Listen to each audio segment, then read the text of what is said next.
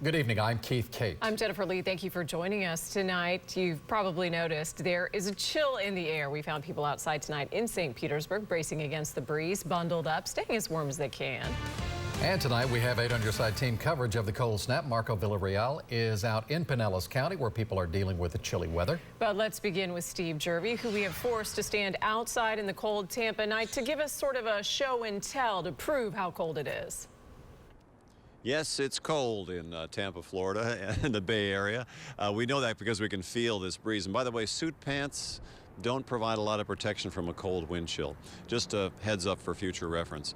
Let's take a look at what's happening outside. Our temps have already fallen into the upper 30s in some of the northern spots, and temperatures of upper 40s here in Tampa. A little bit warmer than that in St. Pete, but it's a chilly wind, as I mentioned, and you can see those temps will continue to fall overnight into the low 40s across most of the area. Where winds are lighter, temps will be a little bit cooler.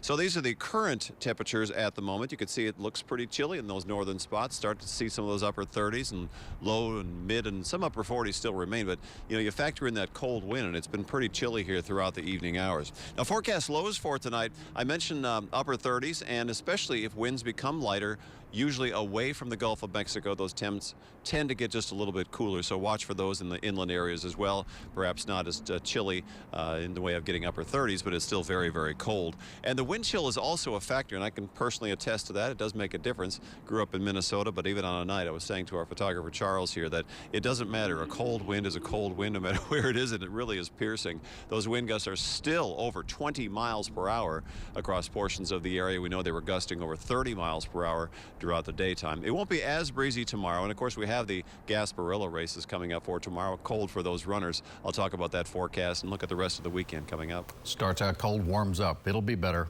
We just have to wait for it. Thank you, Steve.